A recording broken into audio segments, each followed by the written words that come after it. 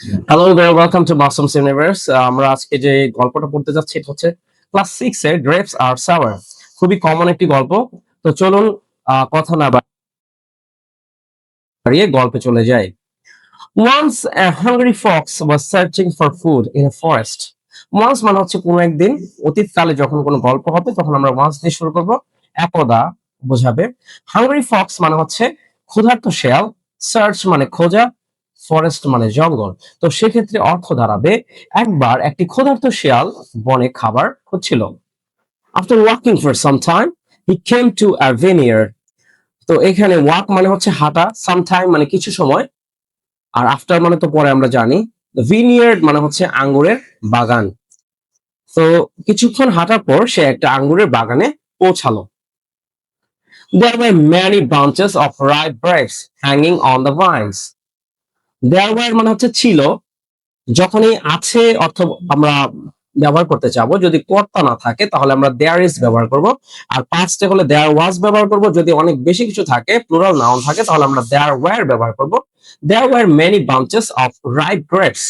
Ripe মানে হচ্ছে পাকা, গ্রেপস মানে আঙ্গুর, হ্যাঙ্গিং মানে ঝুলন্ত, অন দ্য ভাইন্স মানে হচ্ছে আঙ্গুরের লতা। তাহলে অর্থটা দাঁড়াবে আঙ্গুরের লতায় অনেক থোকা থোকা পাকা আঙ্গুর ঝুলছিল। The fox was very hungry and thirsty. Hungry মানে ক্ষুধার্ত, আগেই বলেছি। thirsty মানে হচ্ছে পিপাসার্ত। তাহলে শিয়ালটি খুব ক্ষুধার্ত ও তৃষ্ণার্ত ছিল।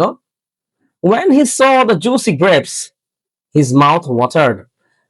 Saw মানে দেখেছিল, when মানে যখন, when he saw the juicy grapes যখন সে রসালো আঙুরগুলো দেখলো, his mouth watered, তার মুখে জল চলে এলো।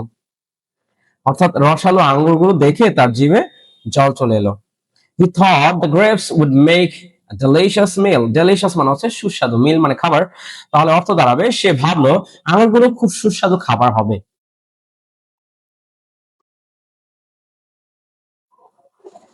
The grapes were hanging very high.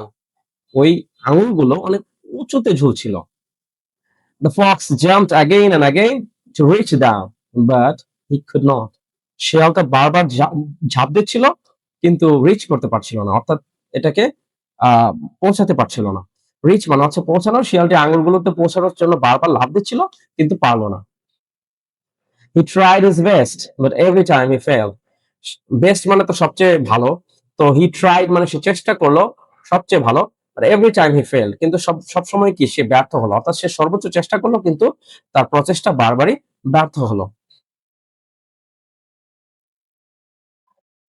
After trying many times, the poor fox became tired and disappointed. Disappointed মানে হচ্ছে হতাশ, tired মানে ক্লান্ত। After trying, try মানে তো চেষ্টা করা। After trying many times, অনেকবার চেষ্টার পর বেচারা শিয়াল ক্লান্ত ও হতাশ হয়ে পড়ল। He realized that he could not get the grapes. Realize মানে হচ্ছে বুঝতে পারা, অনুধাবন করা। He realized, সে বুঝতে পারলো, that he could not get the grapes, সে আঙুরগুলো পাবে না।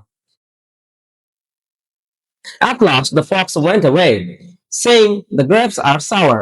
I don't want them." At last মানে অবশেষে, the fox went away মানে হচ্ছে শিয়ালটা চলে গেল, saying এটা বলে যে the grapes are sour, অর্থাৎ আঙ্গুর ফলগুলো হচ্ছে টক। I don't want them, আমার এটা দরকার নেই। শেষে শিয়ালটা চলে যেতে যেতে বলল, আঙ্গুর ফল টক, আমি এগুলো চাই না। তো এই ছিল আজকের গল্প। তো মাসুমস ইউনিভার্স ইংলিশ এরিনার পক্ষ থেকে সবাইকে ধন্যবাদ জানাচ্ছি আমাদের গল্পটি শোনার জন্য। আমাদের ইউটিউব চ্যানেলটি সাবস্ক্রাইব করবেন এবং আমাদের ফেসবুক পেজে ফলো দিয়ে সাথে থাকবেন। ধন্যবাদ সবাইকে।